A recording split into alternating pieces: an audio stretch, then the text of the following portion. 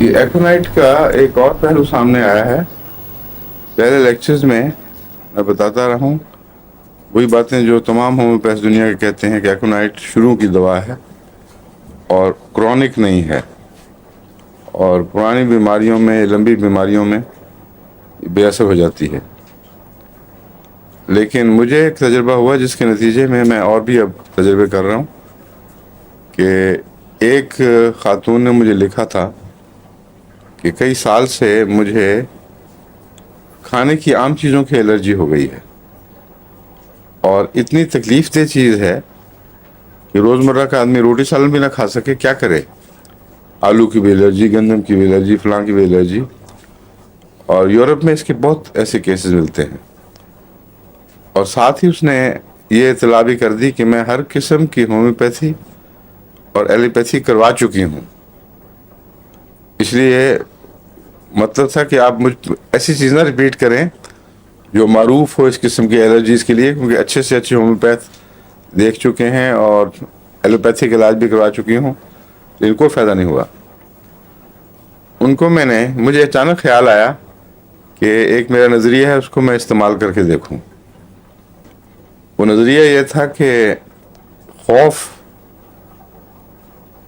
جو دبا ہوا خوف ہے، یہ ہے بنیادی وجہ الرجیز کی. ہر قسم کی الرجی اشارہ کرتی ہے کسی دبے ہوئے خوف کی طرف. کسی موقع پر کسی ایک چیز کا خوف پیدا ہو گیا ہے. اور یہ بات سوچنے میں ایک میرا پرانا تجربہ بھی مددگار ہوا. میں اچار بچپن میں بہت کھایا کرتا تھا، کبھی تکلیف نہیں ہوئی تھی. لیکن ایک دفعہ اچار کھایا اور اس کی تکلیف ہو گئی. اس کے بعد پھر اچار نہیں کھا سکتا بالکل. تو جسم کے اندر جو معمول کے رد عمل ہیں ان میں اچار کے خلاف کوئی کمزوری نہیں تھی. اور ایک دفعہ جب اچار نے قبضہ کیا ہے تو اس کے رد عمل کے طور پر پھر ہمیشہ وہ جو یاد ہے نا، وہ دبے ہوئے خوف کی طرح اندر کام کر رہی ہے. اسی سے میرے ذہن میں یہ خیال پیدا ہوا تھا کہ دبے ہوئے خوف ہیں. پھر جب میں نے کامن مائٹ کو دیکھا جو ہاؤس ہولڈ مائٹ کہلاتی ہے، اس کو جب اس کی تصویر انلارج کی ہوئی 1000 گنا زیادہ، تو میں حیران رہ گیا کہ وہ نہایت ہی خوفناک، ڈائناسور سے بھی زیادہ وہ ہولناک چیز ہے. اس کی جو بناوٹ ہے اس میں عجیب قسم کے بنے ہوئے ہیں خنجر اور تلواریں اور نوکدار پھل اور برچھیاں، اور ساری اس کی جلد ارد گرد کی کسی نہایت ہولناک ڈائناسور کی یاد دلاتی ہے. تو میں نے کہا کہ اس کو کوئی دیکھ لے تو جان نکل جائے ڈر کے مارے.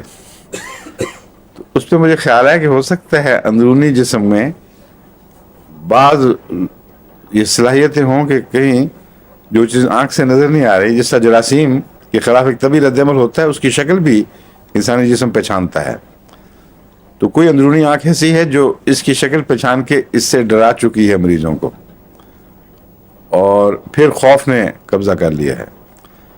یہ جو شکل پہچاننے کا مضمون ہے یہ قطعی سائنٹیفک ہے، اس میں کوئی ہومیوپیتھک تھیوری یا کسی تھیوری کا دخل نہیں ہے.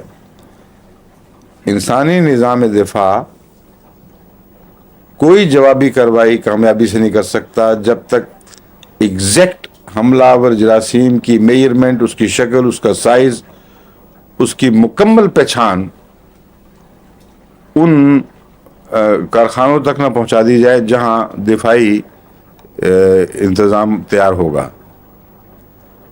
وہ فیگوسائٹس وغیرہ کی صورت میں کسی شکل میں جو بھی دفاعی نظام بنے گا یہ بھیجنے کے لیے کہ اس کو تم نے مارنا ہے، جب تک بین ہی اس کی شکل کی اطلاع نہ پہنچے وہ ہو ہی نہیں سکتا.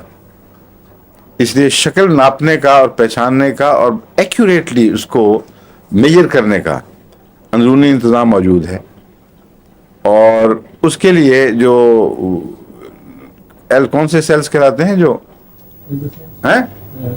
نہیں لمفائٹ سے نکلتے ہیں، ان کا نام ہے عام، مجھے یاد تھا، پتہ نہیں کیوں ادھر گیا اس ذہن سے. وہ سیل ہیں جو سب سے پہلے موقع پر پہنچ کر جائزہ لیتے ہیں اور جراثیم کی مکمل میجرمنٹ، ان کی شکل صورت، ان کی عادات، ہر چیز کو ریکارڈ کر کے، یہ جو ہے نا آر این اے جو میسنجر سیلز ہیں اس ٹائپ کا ایک سیل ہے جو آتا ہے اور پھر وہاں سے میسج لے کر واپس پہنچتا ہے.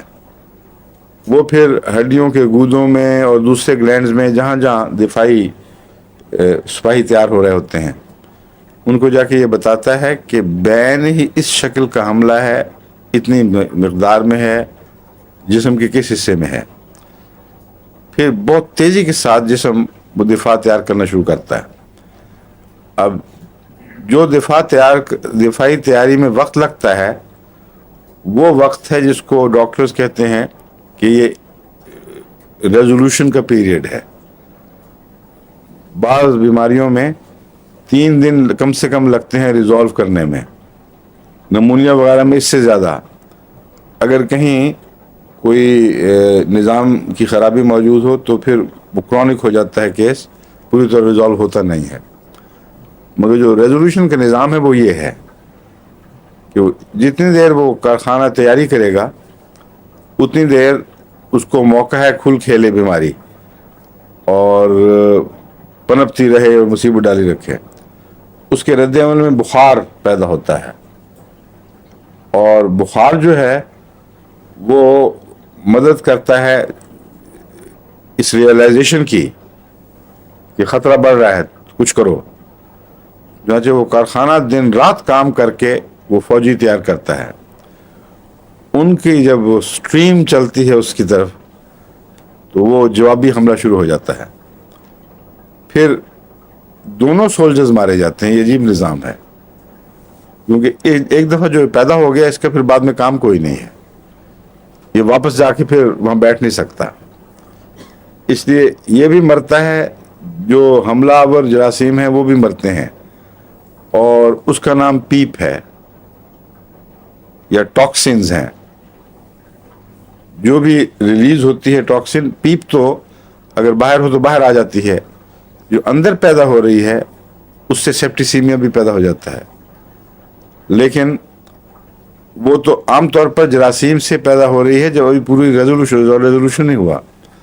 جب ریزولوشن ہو جائے تو پھر وہ پیپ یا وہ گند نکلنے کے لیے تبھی نظام جو ہے نا جسم کا پسینے پیشاب وغیرہ کے وہ بڑی سہولت کے ساتھ عمل میں آ جاتا ہے اور یعنی کار فرما ہو جاتا ہے، عمل تو شروع کر دیتا ہے.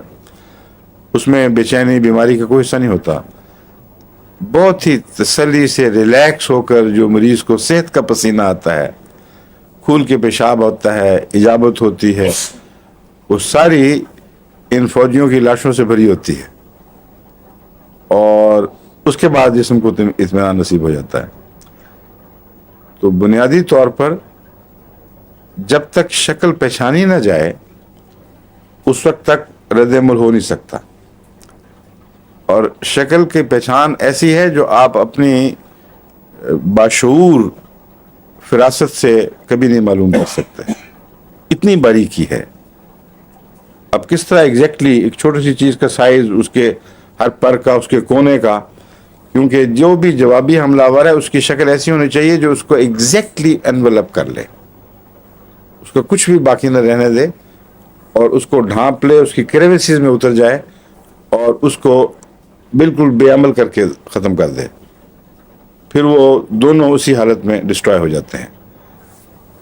تو یہ وہ علم تھا اس بات کا جس نے یہ بھی اس نظریے کو تقویت دی کہ وہ جو جن جراثیم وغیرہ سے الرجی ہے، جن کھانوں سے الرجی ہے، کھانوں میں تو فیئر ہے صرف، لیکن جو مائٹس وغیرہ کے خلاف الرجی ہے اس میں اندر سے جسم نے پہچانا ہے اور وہ جو پہچان ہے وہ باقاعدہ رد عمل والے حصوں میں منتقل نہیں ہو سکی صحیح طریق پہ، خوف پیدا ہو گیا ہے.